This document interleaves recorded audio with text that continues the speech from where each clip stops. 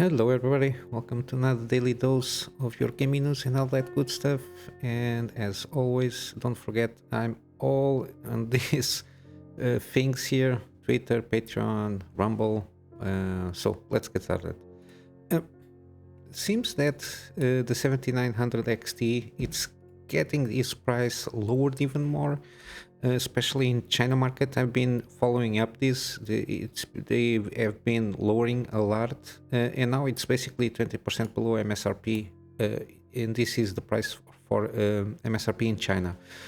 Um, the MSRP in China is a little bit above, given that at the moment with this 20% below, now it's kind of the same MSRP that the United States market basically. So you can have like a feel for it, but still 20% off. And I think this is not kind of promotions. I think they are really cutting off the prices on the GPUs. This is why I think didn't reflect too much on like permanent price cuts on other markets, because I assume that it's like 20% above US market MSRP. So that's why I don't think we saw this thing still not trickling down on other markets.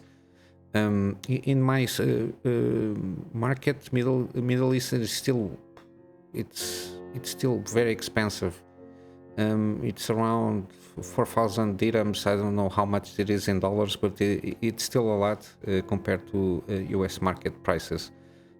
Still, we got some the Tech Epiphany guy, which is basically from it's mostly German market, and it's basically one retail store, and they usually put out their weekly and sometimes monthly sales.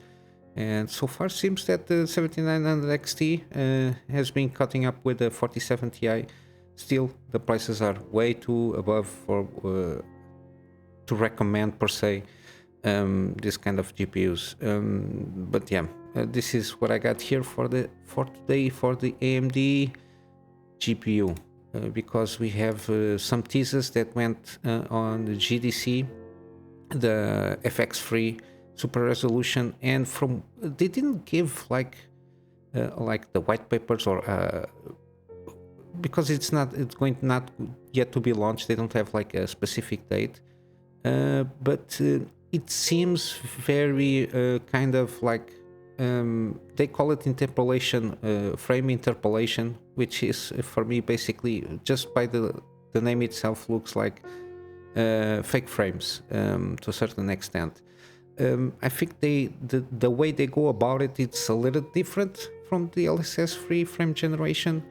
We only have like one graphic and some like bullet points from the presentation. There is not like exactly basically what it does, but they call it technology frame interpolation, which I assume it's a way of putting a frame between like normal frames. But I think the technology itself uses the upscaling itself to basically put a frame in the middle. From what I understood, it uses the motion vectors of the technology itself, while basically frame generation from NVIDIA, what I understood is basically they try to guess the frame that's going to be between both of them using AI.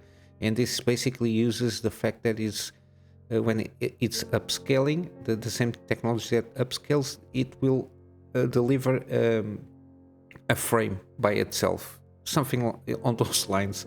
We don't have like a lot of information. The good thing is it's going to be open source, so it's not proprietary. We will function as always with NVIDIA cards also and Intel Arc GPUs also. So it's good to see, and I think the implementation is very easy. Basically, when it's launched, if the game already supports FSR2, it's just turn on FSR3 and basically it's on. I think that's it's a good news. No NVIDIA proprietary technology, but yeah, it's good news, and I don't know if it's going to be that good. I don't know. this frame interpolation thing, it's what caught my put me a step back on this thing here, but we will see when it comes out. There is no date, as I said, so we will see when it comes out. There was like in this, I'm not sure if it was on this thing with the Epic stuff or with the GDCs and now the PAX East. There's a lot of stuff happening at this weekend. Gigabyte representatives or somebody basically, I think he misspoke or he didn't or misspoke, or there was like a miscommunication saying there is going to be a next generation Ryzen AM5 coming later this year. I don't think this is going to be like an 8000 series or something like that, or a Zen 5 stuff. It doesn't make sense because they just launched the Zen 4, so and they are not selling very well, at least in large quantities. But still, this is the quote itself. I think it might be some kind of new 7000 refreshes with new APUs or something like that. So something on those lines. I think. I don't know if it's because he spoke about relatively the desktop CPU stuff. So I don't think it's going to be something because they already presented the laptop APUs. So I don't know. I think it was some kind of miscommunication between AMD and Gigabyte, or the guy just didn't spoke out properly what he intended to entail on the information. Because I think the Ryzen, the Zen 5, we still have like something like Zen 4 Plus, which should be like a refresh or something like that. And we have Zen 5 only like 2025, something like that. So I don't take this like a huge like scoop or something like that, temporary expectation. And sadly, the Gordon Moore, one of the Intel co-founders and the guy that created what we call the Moore's Law, passed away at the age of 94 peacefully.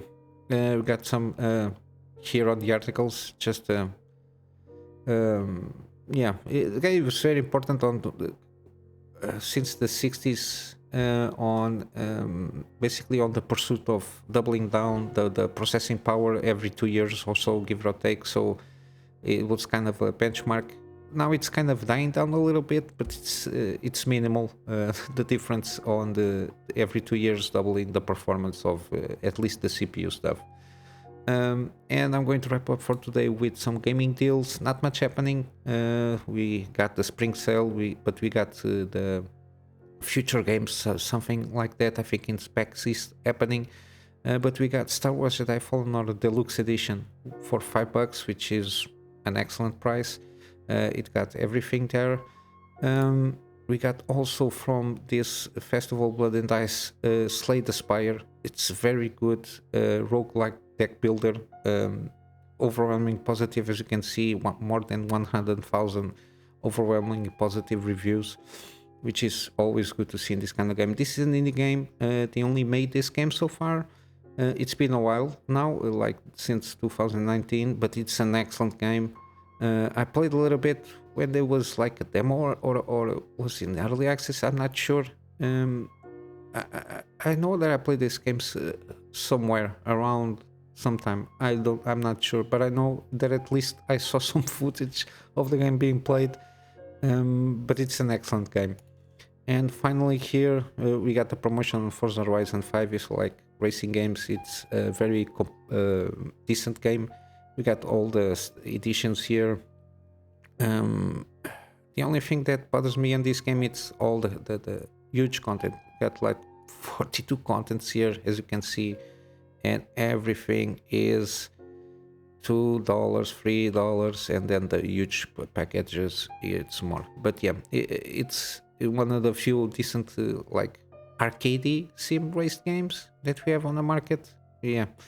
But yeah, I'm going to wrap up here with my Go Get Fund Me. You know how it goes. Upgrade my PC to deliver better, more content for my private clients, and also start doing some video editing and video finicky stuff here and there, because my laptop doesn't allow me to do that. And of course, in my free spare time, doing the daily videos of news, doing some scripted content and some topics I like to get more deep, and I think I have something to say about it. And of course, resuming my gameplay series, and possibly in the near future some live streams. And with all that said, guys, I hope you have a wonderful day. I'll see you in the next one. Till then, Kunamy Master out.